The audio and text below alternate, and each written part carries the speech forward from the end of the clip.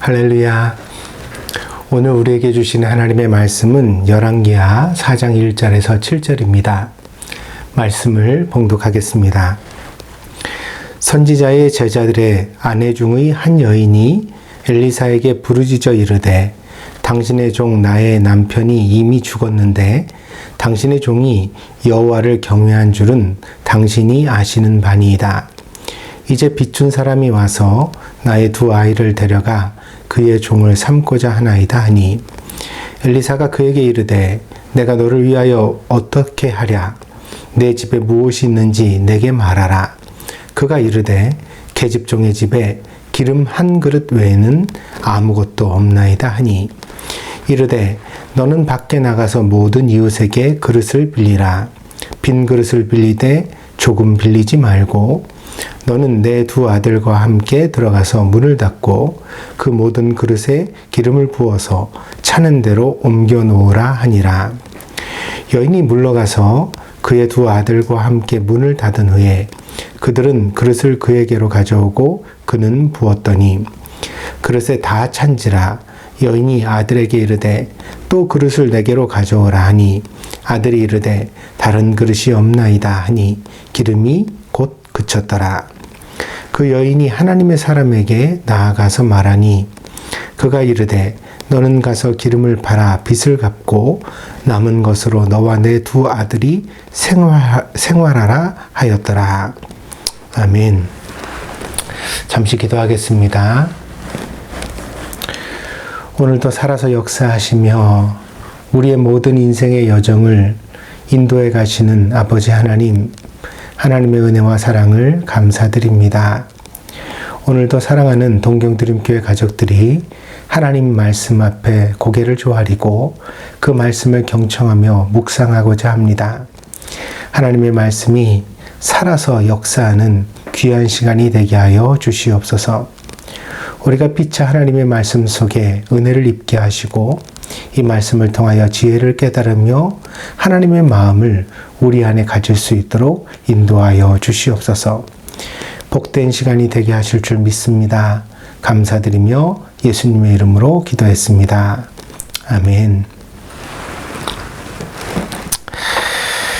자, 또 영상으로 하나님 말씀을 전하게 되었습니다. 먼저 여러분한테 송구하다는 말씀 드리고, 그러나 오늘도 귀한 말씀 가운데 하나님의 은혜가 여러분에게 임하기를 바랍니다. 믿음은 모든 사람의 것이 아닙니다. 이 말은 누구나 하나님을 믿을 수 있는 것은 아니라는 뜻입니다.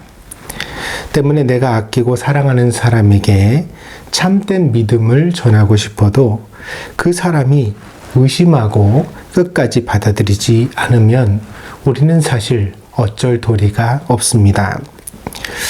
믿음은 절대로 강요하거나 타자의 노력을 통해서 해결할 수 있는 문제가 아니라는 것입니다.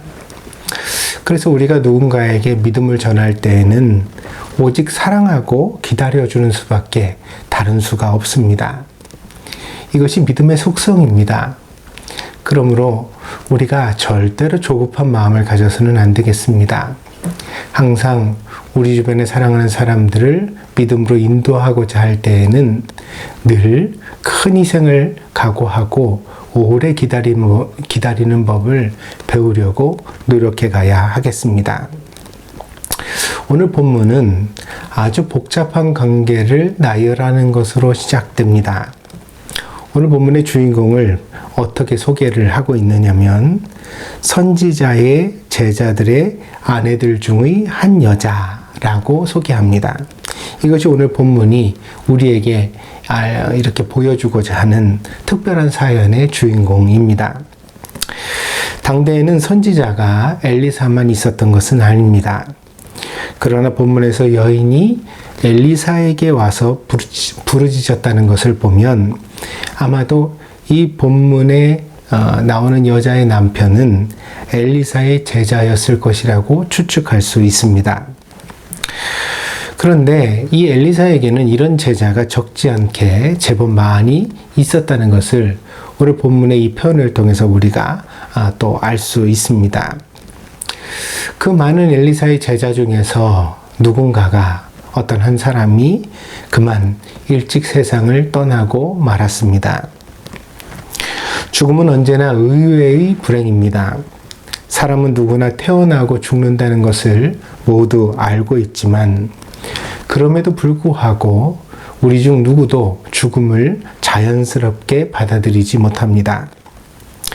때문에 누군가의 죽음이 닥쳤을 때 우리는 언제나 마치 그런 일이 절대로 생겨서는 안 되는 것처럼 영원히 일어나지 않을 것 같은 일이 일어난 것처럼 그렇게 당황하고 낙심하고 슬퍼하게 됩니다. 그러나 우리는 이 정해진 운명에 대하여 깊이 숙고하는 것이 마땅합니다. 영원히 사는 사람은 없기 때문입니다. 그러니까 누구에게나 죽음이 닥친다는 사실을 우리는 기억해야 하고 또 늘 묵상하면서 살아가야 합니다. 이것을 인식해야 비로소 우리의 삶이 우리에게 주어진 소중한 기회라는 사실을 깨달을 수 있고 그래야만 별것도 아닌 일로 미워하며 세월을 낭비하거나 정말 귀한 시간을 그냥 쓸데없는 일로 흘려보내서 정말 최선을 다해 서로 극진히 사랑하고 또 서로 좋은 시간을 가져야 할 그런 소중한 관계를 우리가 놓치거나 망치지 않을 수 있을 것입니다. 그러므로 죽음을 묵상하지 않을 때에 인간의 마음은 오만해지고 또 미련하게 된다는 사실을 기억하시기 바랍니다. 본문에 나오는 여인은 남편의 죽음을 전혀 예상하지 못했던 것 같습니다. 더구나 그녀에게는 어린 두 아들이 있었습니다. 남편의 갑작스런 죽음에도 불구하고 어린아이들을 데리고 열심히 살아보려고 하였지만 그러나 그녀에게 또 다른 시련이 다가왔습니다. 이 여인이 오늘 본문에서 큰 빚을 말하고 있습니다. 이 부채가 어떻게 생겼을까 생각을 해보면 당대에는 여자가 경제생활을 잘 하지 못했으니까 아마 남편이 만들지 않았겠는가 그렇게 생각해 볼 수 있습니다. 그러나 남편이 세상을 떠난 이후에 여자 혼자 어떻게든 가게를 꾸려보려고 몸부림쳤을 테니까 그 과정에서 어떻게 어렵게 만들어졌을 수도 있겠지요. 아무튼 간에 이 부채는 매우 나빴습니다. 왜냐하면 오늘 본문의 사연을 보니까 그 빚을 빌려주었던 사람이 빚을 갚지 못하면 당신의 아들 두 아들을 내가 노예로 삼겠다 이렇게 주장이 있기 때문입니다.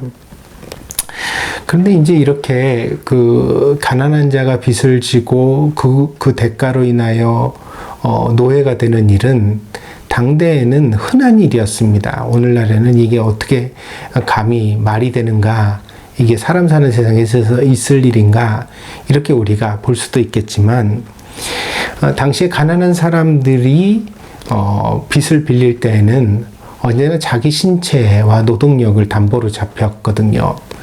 아마 남편이 빚을 졌을 때에도 만약 내가 빚을 갚지 못하면 당신의 논밭에 나가서 내가 뭐 일을 해주겠다 혹은 뭐 1년 동안 2년 동안 내가 노동력을 제공하겠다 이런 식의 어떤 조건을 달고 빚을 빌렸을 것입니다. 그런데 이제 그 남편이 그만 죽고 나니까 도저히 이제 갚을 길이 없게 되어졌고 그러다 보니까 이제 이 사람의 두 아들이 부채에 대한 어떤 대가로 끌려가서 종 노예가 되게 생겨난 일입니다. 그러나 다행스럽게도 이런 경우에 유대인에게는 특별히 율법이라는 희망이 있었습니다. 레위기 25장에 보면 다음과 같은 말씀이 보입니다. 25장 39절 40절입니다. 너와 함께 있는 내 형제가 가난하게 되어 내게 몸이 팔리거든 너는 그를 종으로 부리지 말고 품꾼이나 동거인과 같이 함께 있게 하여 희년까지 너를 섬기게 하라. 그러니까 살기 위해서 빚을 졌다 하더라도 노예로 삼지는 말라는 뜻입니다. 그래서 그를 동족으로 여기고 절대로 노예처럼 학대하지 말아라. 이렇게 율법에 되어져 있고요. 뿐만 아니라 이스라엘에는 50년마다 찾아오는 희년이라는 해가 있었는데 이때에는 반드시 이렇게 어려움에 처했던 가난한 자들을 자유케 해주어야 한다. 이렇게 이제 되어져 있습니다.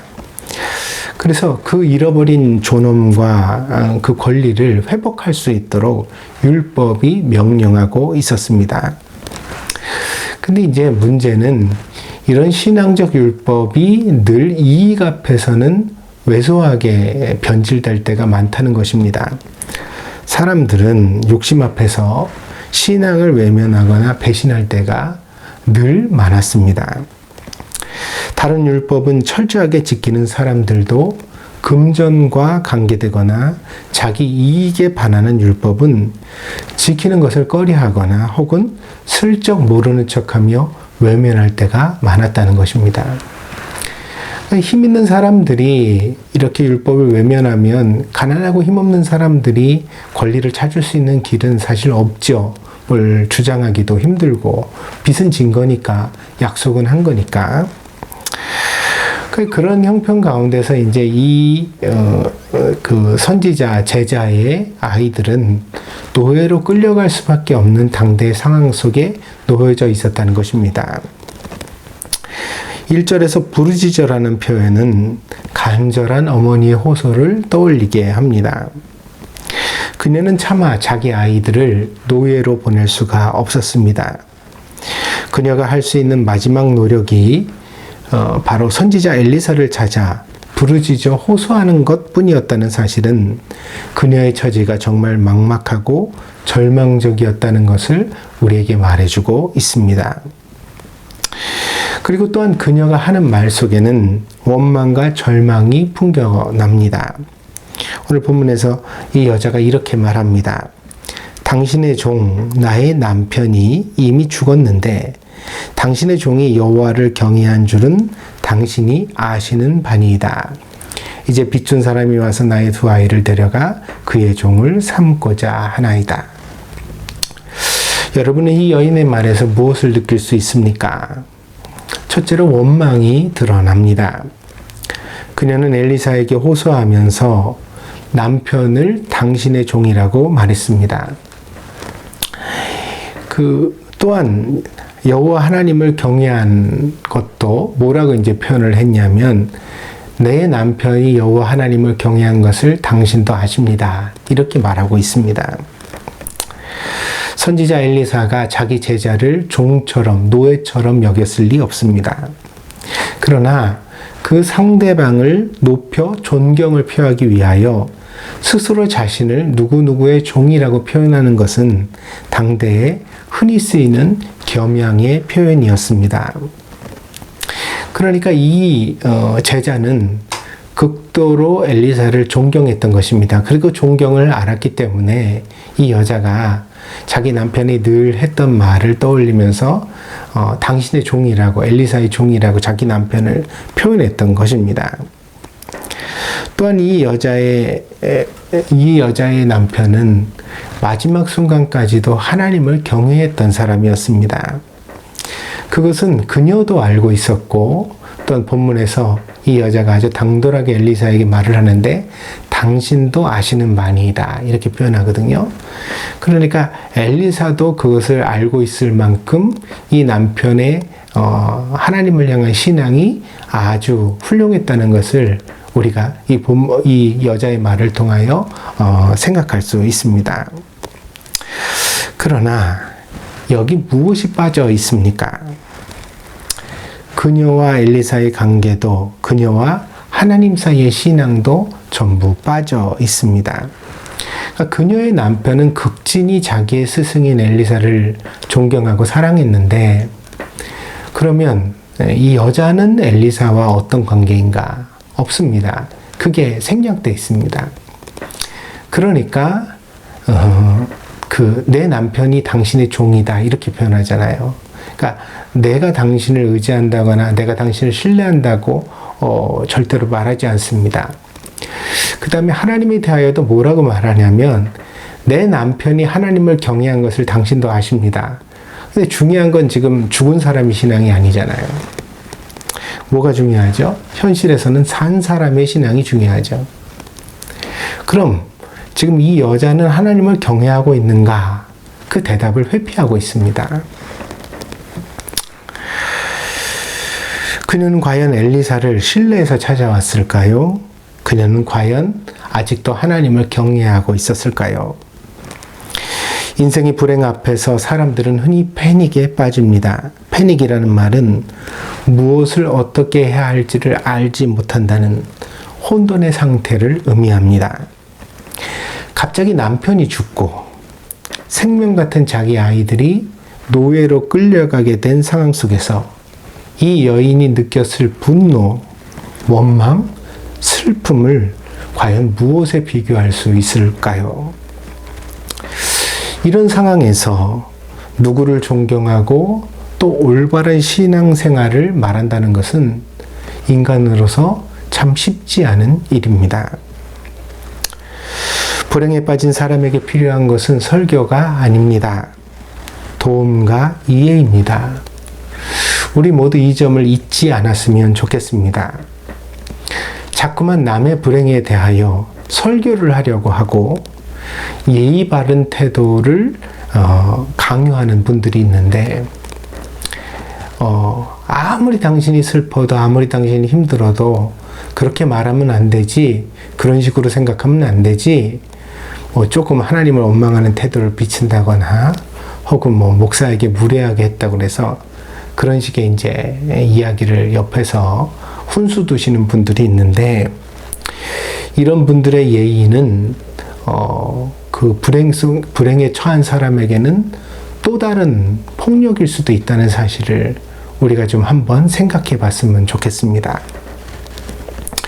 불행에 빠졌다고 하여서 특별히 무례할 권한이 주어지는 것은 아니지만 적어도 평범한 인간의 내면이 불행 속에서는 누구나 다 원망할 대상을 찾고 누군가를 욕하고 싶고, 할 수만 있다면 이 모든 불행의 핑계를 다른 사람에게 전가하고 싶은 것은 그건 어떤 평범한 사람의 당연한 모습이 아닐까. 사람은 누구나 좀 그런 존재가 아닐까. 그렇게 생각해 봅니다. 이 여인이 엘리사와 나누는 이야기 속에서는 두 번째로 여인의 절망이 드러나고 있습니다. 여인은 엘리사에게 아무것도 요구하지 않습니다. 그저 그녀가 당한 상황을 이야기합니다. 뭐냐면 남편은 죽었고 지독하게 가난하고 빚은 있고 아이들은 곧 노예로 끌려가게 됐다. 이게 이제 이 여자가 하는 말입니다. 어쩌면 엘리사를 찾아왔지만 이미 그녀의 마음은 죽어버려서 아무것도 기대할 수 없는 상태일지도 모릅니다.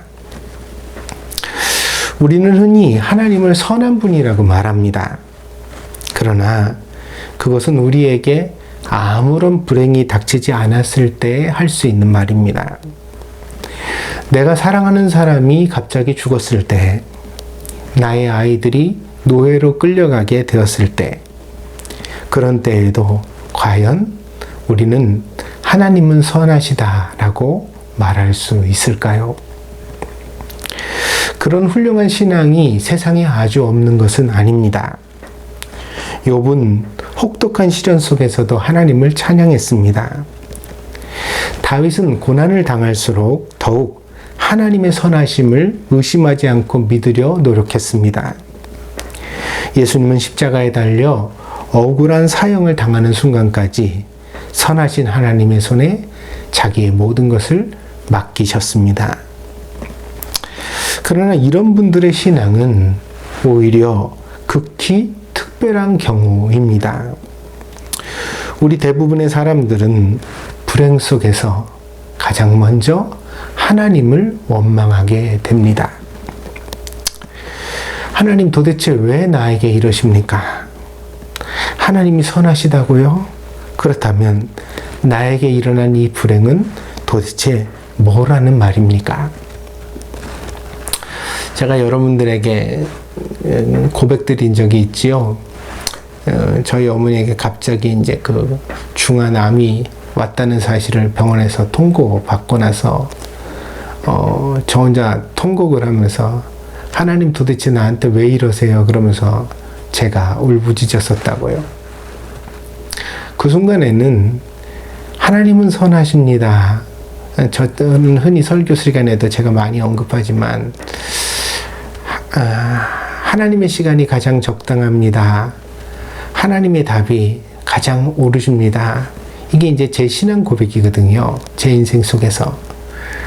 제가 이 말씀을 저 안에 적용하고 믿으려고 노력해 왔습니다. 그런데 저희 어머니가 중한 병을 당하고 나니까 그 말이 제 입에서 안 나오더라고요.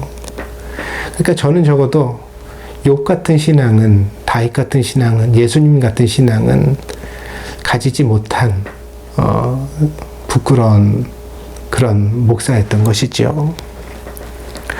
여러분들도 저하고 별로 다르지 않을 거라고 생각합니다.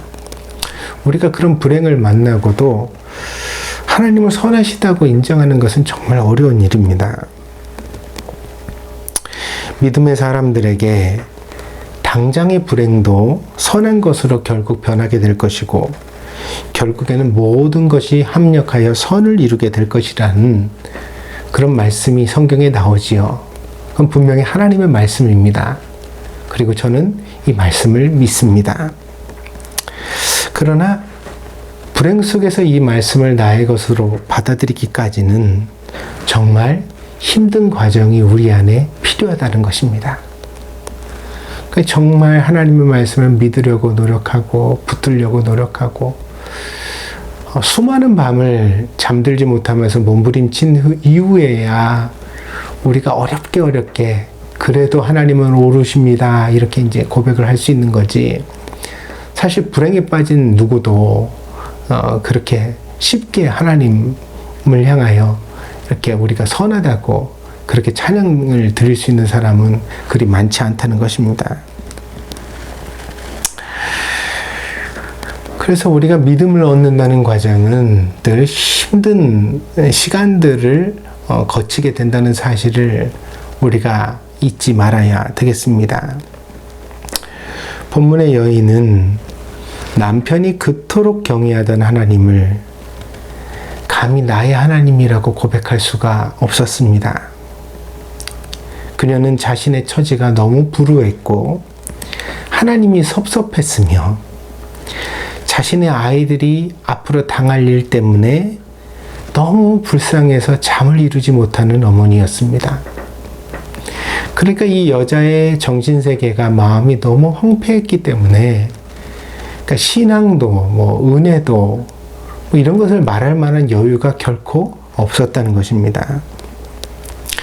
놀라운 것은 이런 상황에도 불구하고 그녀가 결국 엘리사를 찾아와 호소하고 있다는 사실입니다. 아마도 이것은 절대로 신앙은 아니었을 겁니다. 그러니까 이 여자가 엘리사를 믿거나 하나님에게 어떤 것을 기대하기 때문에 나온 것은 아니었을 것입니다. 오히려 본문이 보여주고 있는 바는 그녀의 남편의 신앙입니다. 그녀가 막다른 골목에 다다랐을 때 그녀의 아이들을 지키기 위하여 할 수 있었던 마지막 행동은 바로 그녀의 남편이 죽을 때까지 의지하고 살았던 그녀의 남편이 그녀에게 남겨주었던 그 신앙의 흔적. 그러니까 이 여자는 하나님을 믿지 못하지만 이 여자가 사랑했던 남편이 그렇게 믿고 의지했던 하나님이 보였다는 것입니다. 그래서 그 남편으로 인하여 이 여자가 엘리사 앞에 나오고 있는 것입니다.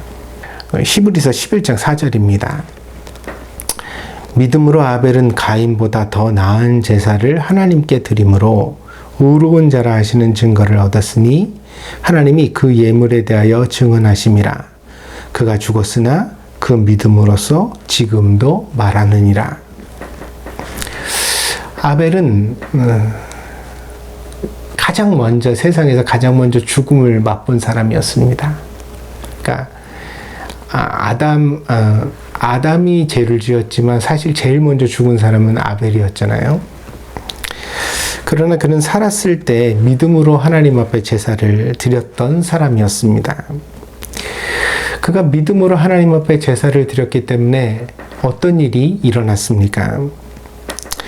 하나님께서 아벨의 제사에 대하여 그의 선함과 믿음에 대하여서 말씀에 증언해 주셨습니다. 창세기에 아벨이 믿음으로 제사를 드렸다는 사실을 아무도 모르잖아요. 그걸 본 사람이 누가 있어요? 아담과 하와, 아벨과 가인 4명이 전부 식구였던 시절에 있었던 일인데, 근데 그 이후에 가인은 타락한 사람이고, 아담과 하와도 그 제사를 갖다 직접 목격했다가 성경에 나오지는 않지요. 그러니까 제사를 같이 드린 사람은 아벨과 가인뿐이었는데, 아벨이 진심으로 믿음으로 제사를 드렸는지 어떻게 했는지 누가 알겠어요? 가인이 그런 말을 했을 리는 없죠. 근데 오늘 그 이야기가 고스란히 성경 속에 쓰여져서 오늘까지도 우리가 읽으면서 아벨을 의인이라고 믿음의 사람이라고 인정하며 본받을 만한 선진으로 기념하는 까닭은 결국 누가 이 얘기를 하셨기 때문이냐면 하나님께서 증언하셨기 때문인 거죠.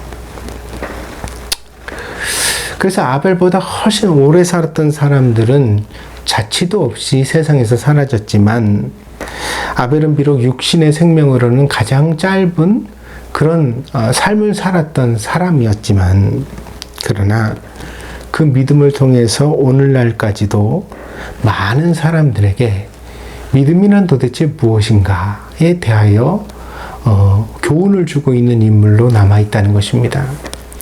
그래서 이 사실을 히브리서 기자는 뭐라고 이야기를 하냐면, 지금도 그는 믿음으로서 우리에게 말하고 있다, 이렇게 표현한 것입니다. 사랑하는 여러분, 오늘 본문에서 남편이 그 아내에게 해준 역할이 그러했습니다. 여인은 생명 같은 남편을 먼저 보내고 극심한 가난에 시달리며 심지어 그의 아이들조차 잃어버릴 위기를 겪어야 했습니다. 그야말로 이 여자는 죽고만 싶었을 것입니다. 그러나 그녀의 남편이 살았던 거룩한 삶이, 그녀의 남편이 보여주었던 그 신앙이 그녀를 엘리사 앞으로 이끌어 갔던 것입니다. 아니, 엘리사 앞이 아니라 바로 하나님 앞으로 이 여자를 이끌어 갔던 것입니다. 엘리사는 그녀의 울부짖음에 참으로 참담한 심정을 느꼈을 것입니다. 그리고 이 여자를 위해 무언가를 해주기를 간절히 원했을 것입니다. 그런데 이 엘리사와 여자의 대화가 또한 우리에게 깊은 것을 다시 생각하게 합니다. 본문의 2절입니다. 엘리사가 그에게 이르되 내가 너를 위하여 어떻게 하랴? 내 집에 무엇이 있는지 내게 말하라. 그가 이르되 계집종의 집에 기름 한 그릇 외에는 아무것도 없나이다 하니. 엘리사는 여인에게 진심으로 무언가를 해주기를 원했습니다. 그러나 그 일은 허공에서 그냥 시작될 수는 없었습니다. 그래서 오늘 본문에 나타나는 놀라운 기적의 사건은 그녀에게 있었던 기름 한 그릇으로부터 시작되는 것을 우리가 읽을 수 있습니다. 기억하시기 바랍니다. 절대로 믿음은 마법의 주문이 아닙니다. 수리수리 마술이 그러면 바로 문제가 해결되고 없었던 것이 저절로 생겨나는 것이 아닙니다. 하나님은 언제나 우리가 의지를 가질 때 그 의지에 축복해 주십니다. 우리가 어떤 행동을 할 때 그 행동 위에 격려를 해주시고 우리와 동행하시며 우리를 이끌어 가십니다. 그래서 오늘 본문에는 양날의 칼처럼 두 면이 드러나는 이야기가 나타나 있거든요. 그러니까 이것밖에 없다, 이렇게 이제 여자가 얘기를 하잖아요. 근데 그걸 뒤집으면 아직 무언가가 남아있기는 남아있다는 뜻이죠. 믿음은 부정적 현실을 긍정의 소망으로 재해석하는 과정입니다. 믿음이란 결국 뭐냐? 그러면 똑같은 상황인데 믿음이 없을 때는 이것밖에 없다 이렇게 보는 것이고, 믿음이 우리 안에 역사할 때는 아직 이것이 남았다 이렇게 보는 것입니다. 이 관점의 차이가 바로 믿음의 차이인 것입니다. 그래서 없다는 말은 우리를 낙심하게 하지만 아직 있다는 말은 우리를 일어서게 하는 것입니다. 그래서 우리가 어떤 어려운 상황에 처했을 때에는 모든 사람들이 나에게 아직 뭔가 있다 이런 말을 해주질 않습니다. 절대로. 대부분 사람들이 들려준 말은 이것도 없다 저것도 없다, 그래서 너는 안 된다, 결론은 그겁니다. 직접적으로 너는 안 된다 이 말은 상대방이 하지 않지만, 그러나 쭉 이야기를 다 종합해 보면 결국 너는 안 될 것이다, 사람들이 이런 말을 하죠. 그렇기 때문에 아무도 나에게 긍정의 말을 해주지 않을 때는 자기 자신이라도 자기에게 그런 말을 해줄 수 있어야 합니다. 그러니까 아무것도 없다 이렇게 말할 때 아니다, 아직 나에게는 이것이 남았다 이렇게 말해줄 수 있는 우리 안에 내적인 힘이 있어야 되겠습니다. 아직 기름 한 그릇이 남았다는 말에 엘리사 선지자의 눈이 빛났습니다. 선지자는 여인에게 다음과 같이 말하고 있습니다. 본문 3절 4절입니다. 이르되 너는 밖에 나가서 모든 이웃에게 그릇을 빌리라. 빈 그릇을 빌리되 조금 빌리지 말고 너는 내 두 아들과 함께 들어가서 문을 닫고 그 모든 그릇에 기름을 부어서 차는 대로 옮겨 놓으라 하니라. 아무것도 없다는 것이 여인의 관점입니다. 그러나 기름 한 그릇이 아직 남았다는 것이 선지자의 관점입니다. 엘리사는 이제 여인의 관점을 버리고 바로 믿음의 관점, 이 선지자 엘리사가 보고 있는 관점으로 옮겨올 것을 초대하고 있습니다. 그것이 뭡니까? 기름 한 그릇이 남았는데 그 기름 한 그릇으로 인하여 일어날 기적을 기대하면서 나가서 그릇을 빌려오라는 것입니다. 근데요, 이게 즉시로 기적이 일어나면 그거는 우리가 믿습니다 이러기가 쉬운데, 여러분 이제 이 기적을 준비하는 과정이 길어지면 길어질수록 우리는 이제 믿음을 시험받거든요. 그게 이제 성경에 나오는 믿음의 원리이기도 합니다. 그래서 하나님이 여리고성을 무너뜨릴 때도 단번에 하시지 않고 7일 동안 매일 한 바퀴씩 돌아라, 마지막 날에 7바퀴 돌아라 이렇게 하실 때 이게 이제 믿음의 과정이거든요. 이루어지지 않았는데 이루어질 것을 믿고서 행동하라는 것. 근데 여기에서 이제 많은 사람들이 의심이 자라나고 흔들리고 포기하게 되어지는 거죠. 그래서 이거 쉬운 일이 아닙니다.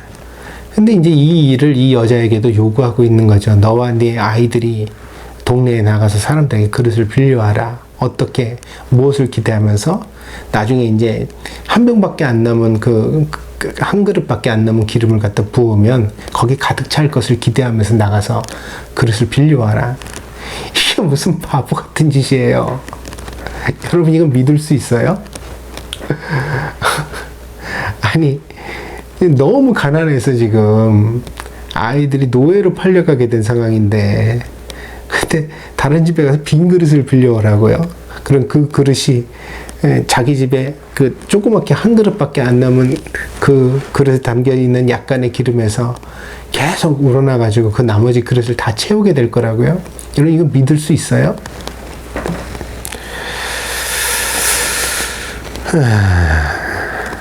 그래서 이제 이 여자는 선택의 갈림길에 서게 되는 것입니다. 여전히 아무것도 없다라는 자신의 관점을 고수한다면 이 일을 할 수가 없겠죠. 무슨 그릇을 빌리러 나가요, 이 바보 같은. 선지자를 욕하면서 가야죠. 그렇게 자기 집으로 돌아가고 나면 결국 부채를 갚을 날이 닥칠 것이고, 아이들이 끌려가는 걸 보면서 피눈물을 흘릴 거고, 그리고 여자는 죽기 살기를 스스로 결정할 수도 있겠죠. 아무튼 간에 여자는 이 어리석어 보이는 믿음을 선택하지 않을 수도 있었습니다. 그러나 그녀가 마음을 열고 남편의 하나님을 믿을 수 있다면 그녀는 선지자가 해준 이 3절 4절의 말씀을 순종하게 될 수 있었습니다. 목회를 하면서 제일 답답했던 경험이 목사로서 말을 하는데 그것을 지인의 충고 정도로만 들을 때였습니다. 때로 저는 목회하면서 그런 얘기도 들었습니다. 목사님은 아무것도 모르시잖아요. 그 말의 뜻이 뭐냐면 목사님은 뭐 사교육 같은 거 모르시잖아요. 목사님 아이들은 똑똑해서 그냥 냅둬도 그냥 혼자 알아서 잘 공부해가지고 뭐 대학도 잘 가고 그런 거 아닙니까?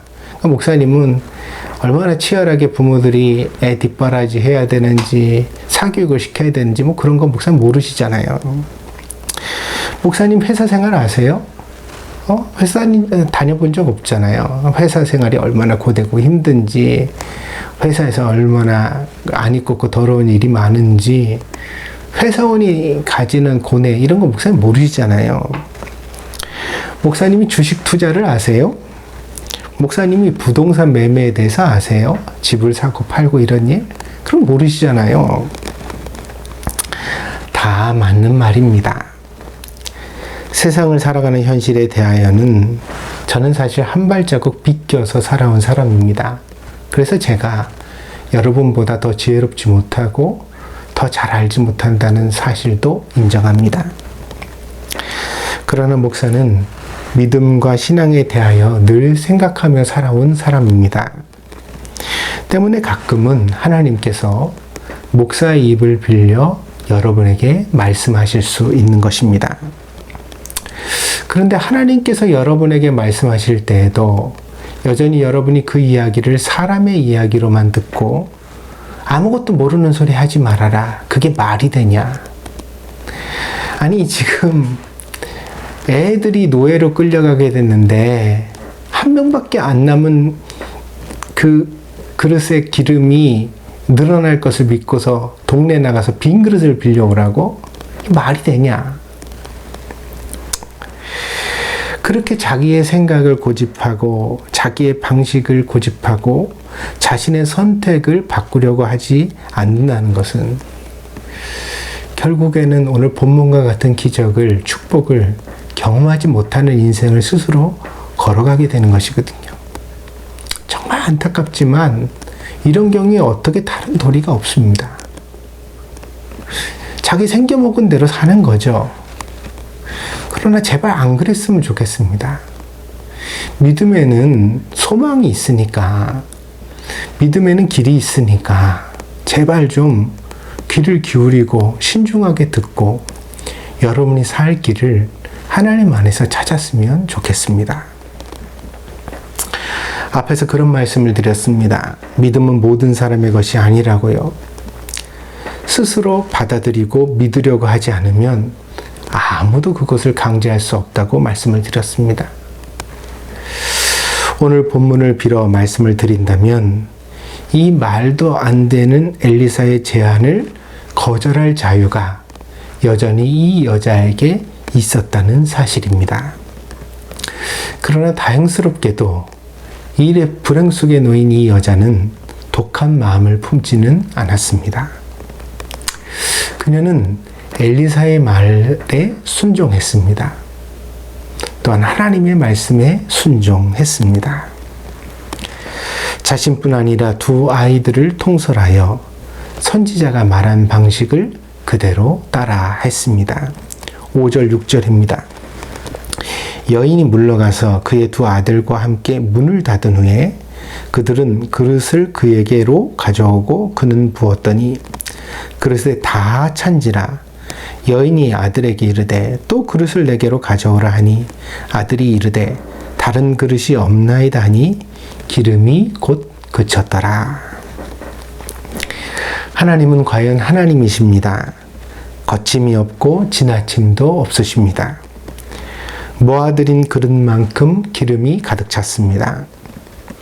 그 기름은 그녀가 없다고 말했던 바로 마지막 남은 한 그릇의 기름, 거기로부터 생겨난 것이었습니다.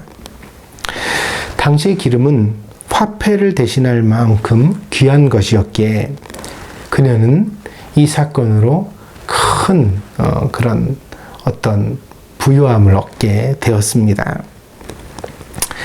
이 여인이 과연 얼마나 많은 그릇을 모아들였기에 그렇게 어떤 부유함을 얻게 되었을까요? 놀랍게도 여인은 무척 많은 그릇을 아이들과 함께 모아왔던 것 같습니다. 왜냐하면 본문의 마지막이 그것을 설명해 줍니다. 7절입니다. 그 여인이 하나님의 사람에게 나아가서 말하니 그가 이르되 너는 가서 기름을 팔아 빚을 갚고 남은 것으로 너와 내 두 아들이 생활하라 하였더라. 그러니까 여기 이 마지막 본문에 두 가지 감동적인 사실이 드러납니다. 첫째는 앞에서 언급한 것처럼 무척 많은 그릇을 이 모자가 그 어머니와 아이 둘이 모아들여 왔다는 것입니다. 두 아이를 노예로 끌어갈 정도의 몸값이면 적지 않은 빚이었을 것입니다. 더구나 이 집안은 가장을 잃어버려서 극심한 가난에 처해져 있었습니다. 그런데 그녀와 아이들이 얼마나 많은 그릇을 빌려봤던지 그 기름을 팔면 그 많던 빚을 단번에 다 청산할 수 있었고 심지어 앞으로의 생활비도 마련할 수 있다고 선지자가 말하고 있는 것입니다. 그러나 이런 상황의 변화는 두 번째 변화에 비하면 아무것도 아닙니다. 둘째는 이 본문이 무엇을 마지막 7절이 보여주느냐면 여인이 하나님의 사람에게 나아가서 말했다는 것입니다. 앞에는 선지자 엘리사를 뭐라고 이제 부르고 있습니까? 그 당신의 제자, 뭐 이렇게 선지자, 뭐 이렇게 호칭하지 않습니까? 그런데 이 여자가 이 기적을 경험하고 나서 호칭이 변합니다. 어떻게 해요? 엘리사를 뭐라고 부르냐면 하나님의 사람이라고 부릅니다. 선지자도 남편의 스승도 아닙니다. 이제는 엘리사는 이 여자에게 하나님의 사람인 것입니다. 또한 그녀는 더 이상 부르짖지 않습니다. 부르짖다는 것은 막 속에서 통렬하게 터져나오는 탄성으로 말하는 거거든요. 그러니까 왜 목소리에도 악에 받친 목소리가 있지 않습니까? 이제 처음엔 그렇게 말했던 거죠. 그러나 이번에는 말하고 있습니다. 정상적인. 이어지는 엘리사의 말씀에 비추어 여인은 아마도 엘리사에게 자기가 얻은 기름을 어떻게 해야 할지 그 처분을 물었던 것 같습니다. 하나님의 기적으로 내가 이렇게 많은 기름을 얻게 됐는데 이 기름을 도대체 내가 어떻게 하는 것이 옳습니까? 왜 마음대로 하지 않았을까요? 가난하다가 갑자기 기름이 많아졌으면 얼마나 신이 났겠습니까? 그 기름 들고 당장 시장에 나가 내다 팔 수도 있었겠죠. 당장 빚부터 갚아서 노예로 끌려가게 되었던 자기 아이들을 구원하는 일부터 챙겼어야 하지 않습니까? 그런데 이 여자는 하나님의 사람을 찾아와 그 앞에 머리를 조아리고 처분을 묻고 있는 것입니다. 자기 마음대로 살지 않고 이제는 남편의 하나님을 경외하며 살아가기로 결심하고 있는 장면입니다. 그녀의 불행이 신앙으로 승화되는 장면이라고 말할 수 있을 것입니다.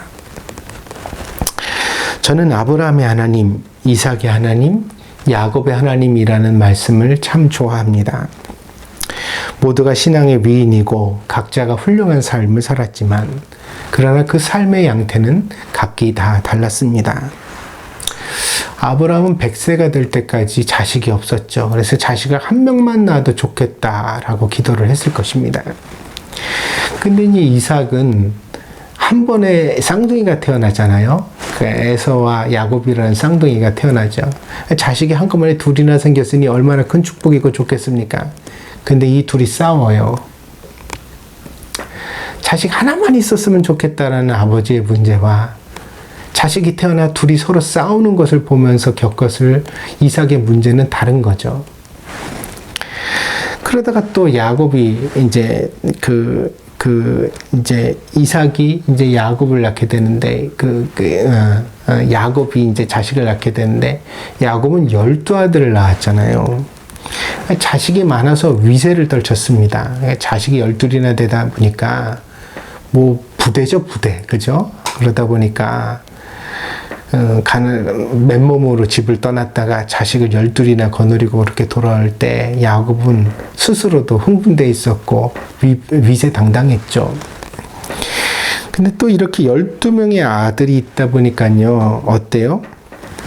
험한 꼴도 많이 당했습니다. 왜냐면 가지 많은 나무에 바람 잘 날 없다고 자식이 12인데 어떻게 효도하는 자식만 있겠습니까? 거기 이제 속썩이는 자식들도 있고, 뭐, 사건을 저지르는 자식도 있고, 그러다 보니까. 그러니까 둘이서 싸우던 이삭의 문제하고는 또 본질적으로 다른 문제가 있는, 심지어는 야곱의 아들들은 그 요셉을 갖다가 죽이려고 하잖아요. 자기 형제를. 그러다 심지어 노예로 팔아버리고. 이게 이제 12명이나 되는 아들을 낳아서 야곱이 겪었던 그런 인생의 과정인 거죠. 그러니까 우리의 인생은 이처럼 모두가 고유한 것입니다. 남의 방식으로 내 인생의 문제를 해결할 수는 없습니다. 우리는 각자 자기의 길을 걸어가야 하고 자기만의 해답을 찾아야 하는 것입니다. 그래서 다른 사람의 인생이 어떻게 했더니 잘 됐다. 뭐 좋은 얘기입니다. 참고할 만하죠. 그러나 참고만 하시라는 뜻입니다. 그걸 해답으로 여기지는 마세요. 왜냐하면 아브라함의 인생 다르고 이삭의 인생 다르고 야곱의 인생이 다른 겁니다. 그러면 여러분의 인생도 다른 겁니다. 그러나 이 야곱의 하나님, 이삭의 하나님, 야곱의 하나님이라는 말씀 속에는 이렇게 각기 다른 인생의 양태 속에서도 여전히 하나님은 한 분이시라는 믿음의 진리를 담아내고 있습니다. 아브라함을 아브라함 되게 하셨던 분도, 이삭을 이삭으로 살게 하셨던 분도, 또 야곱을 야곱으로, 나중에는 이스라엘로 만드셨던 분도 하나님이시라는 말씀입니다. 그래서 다른 사람의 가치관, 경험, 충고는 참고만 될 뿐이지만 우리가 다른 사람의 신앙은 우리의 인생을 비춰주는 등불이 될 수 있다는 것입니다. 남편의 죽음은 한 여자의 절망이 되었습니다.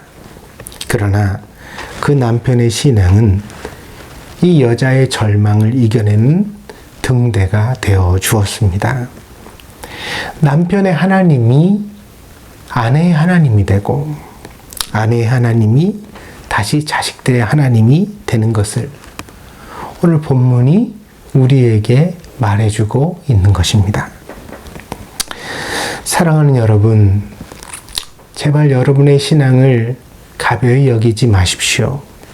신앙을 붙들고 사십시오. 사람의 모든 재능도 권세도 재물도 죽음 앞에서는 무력하게 연기처럼 사라지고 맙니다.